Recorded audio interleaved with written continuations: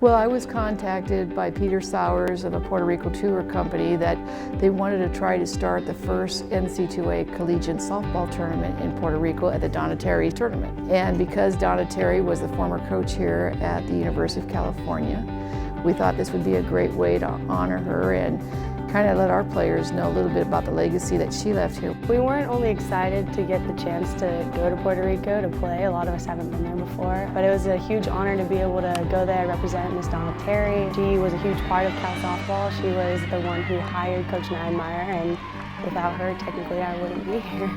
Well, it's a real honor. I mean, she was a wonderful mentor. She was a wonderful coach. I wouldn't be where I am today, and a lot of people probably don't really understand what a great coach she was. The superlatives that you could use for her sound like she's not real, but they really are. She was dedicated and enthusiastic and honest and loyal, and tried to do the best she could for her students and all those kinds of things that just really made her an excellent coach and an excellent person. She was so ahead of her time. I mean, we're talking in the early 80s. She was doing body fat testing. We were doing visualization. We were doing these like diets and different things, these metric things, and we'd keep books. Like, we had books. Sports psychology wasn't even on the books yet. And being a part of a program that was that forward thinking allowed us the opportunity to just I think experience softball at a level that most people of our generation didn't get to experience.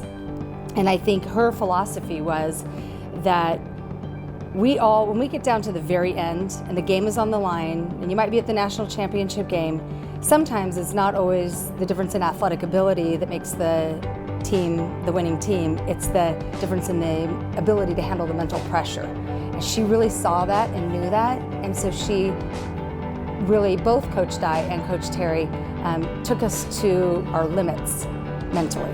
She was a drill sergeant, actually. She was like a military sergeant and very disciplined with her players and herself.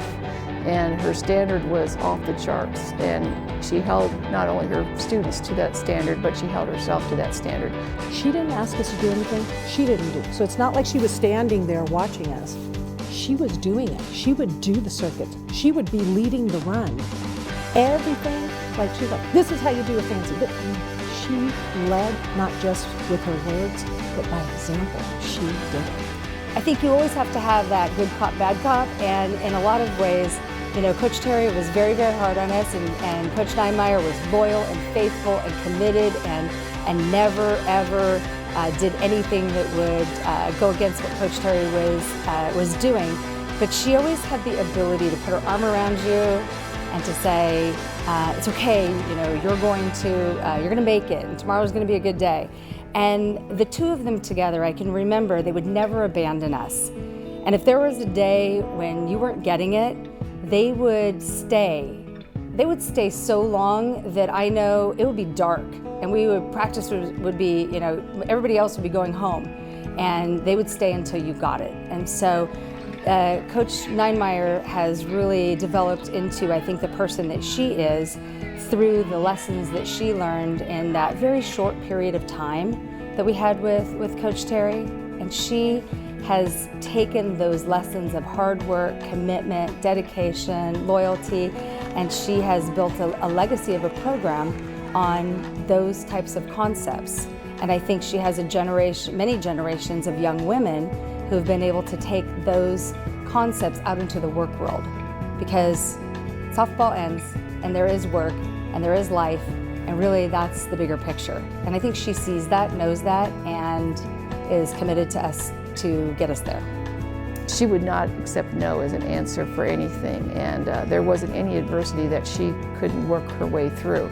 And she expected that same discipline from her players every day at practice. And so it's not unusual to see a coach like that win a national championship herself back in 1979. You know, I don't want to cry and I don't want to get emotional, but she had such an impact on myself, and I'm pretty sure most of the people in our years, because she was about not just the game and teaching us that, but things, values in life, discipline, about education. She was so about education. In my years, I think 6 of us went to law school. We have a doctor, we have some engineers. It was, ladies, these lessons are for life. and she was all about have class, be elegant, you represent the university, you represent your families. She was amazing.